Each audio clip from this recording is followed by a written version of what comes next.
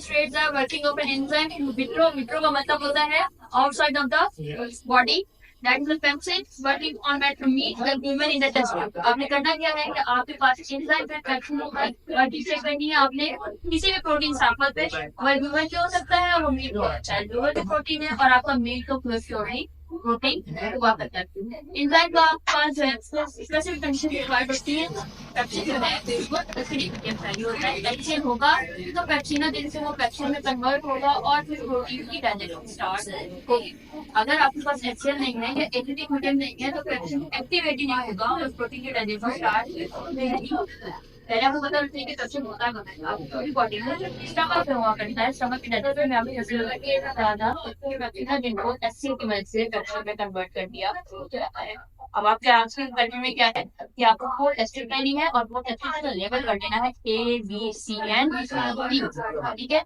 First testing और चार testing जो है उनमें आपने अपना सैंपल ऐड कर देना है। चाहे वो प्रोटीन सफिशिएंट है या आपके पास प्रोटीन के लिए मीट सैंपल है, ठीक है। मीट क्या बेसिस करने हैं और उसको हर टेस्ट में ऐड कर लेना है जैसे हमने यहाँ किया हुआ है, ठीक है। अब आपने क्या किया, चार टेस्टिंग में मीट का सैंपल ऐड कर लिया और इसके ऊपर से आपने उसमें डिफरेंट केमिकल्स ऐड करना स्टार्ट कर दिया। टेस्टिंग ए में आपके पास लिखा हुआ है कि आपने HCl ऐड करना है, 2 ml HCl ऐड करना है, ठीक है। टेस्टिंग में सिर्फ आप ए से डाल रहे हैं, आप अपना एंजाइम ऐड नहीं करेंगे। जबकि बी में आप क्या करेंगे, सिर्फ एंजाइम ऐड करेंगे, एसिड ऐड नहीं करेंगे। फर्स्ट टेस्ट में आपने एसिड ऐड किया, सेकंड टेस्ट में आपने पेप्सिन ऐड किया यानी एंजाइम ऐड किया और थर्ड टेस्ट के बाद आपके पास जैसे उसमें आपने क्वांटिटी में ऐड करनी है। अगर आप 5 ml HCl ले रहे हैं, 5 ml एंजाइम ले, अगर 5 ml आप एंजाइम ले रहे हैं उसमें आपने सब्सट्रेट में लेना है, ठीक है। बाकी किताब लिखा हुआ है पेपर आपने लिया, पेपर आपने बस जैसे आपके पास एंजाइम, बस जैसे आपके पास एंजाइम हर टेस्ट में आपने दोनों चीजें एक क्वांटिटी में ऐड कर लें। अब थर्ड टेस्ट का टेस्ट सी और फोर्थ टेस्ट जो है उसमें आपने एसिड ऐड किया, उसके बाद एंजाइम ऐड करेंगे तो उसमें आपने एंजाइम को बॉईल कर देना है। किया हुआ है, ठीक है, ये बॉईल है। अब बॉईल एंजाइम को जब आप ऐड करेंगे तो वो भी आपने इक्वल क्वांटिटी में लेना है। एमएल अगर आप ऐसे ले रहे हैं तो बॉइल्ड एंजाइम ही आपको लेना है। अब इससे होगा क्या, जैसे डे में हमने सिर्फ फॉर एग्जांपल हमने डाला हमने एंजाइम को ऐड किया, नहीं करेंगे तो इस प्रोटीन की डाइजेशन स्टार्ट होगी। जब एंजाइम की डाइजेशन स्टार्ट नहीं होगी तो इसका मतलब प्रोटीन बनेगी नहीं। अब हमने पढ़ा था टेस्ट में प्रोटीन के लिए जब आप टेस्ट करते हैं तो आपको प्रोटीन मौजूद रहेगी तो आप बायोरेट टेस्ट करेंगे, बायोरेट की एसिड आप ऐड करेंगे, ठीक है। फिर आप एल्काइल में ऐड करेंगे। अब आपके पास है कोई प्रोटीन मौजूद है, उसका कलर लेकिन जब आप टेस्ट में बी में सिर्फ HCl नहीं है तो वहाँ पे आपका एक्टिवेट नहीं हुआ है, उसका भी जो बायोरेट टेस्ट करोगे उसका भी कलर चेंज आपके पास आएगा, पिंक हो जाएगा या फिर वो पर्पल हो जाएगा। सी में आपने पेप्सिन भी डाला हुआ है और HCl भी डाला हुआ है, उसमें कोई कलर चेंज नहीं आएगा क्योंकि पेप्सिन एक्टिवेटेड फॉर्म में मौजूद है और प्रोटीन की डाइजेशन बाकायदा हो रही है। जब प्रोटीन की डाइजेशन होगी तो सैंपल के अंदर प्रोटीन तो खत्म हो जाएगा तो उसके बाद बायोरेट को डिटेक्ट नहीं कर पाएगा, आपके पास कोई कलर चेंज नहीं आएगा। जैसे सी में आपने HCl डाला ना, एंजाइम डाला तो अब क्या था कि आपने एंजाइम को वाइप कर दिया था।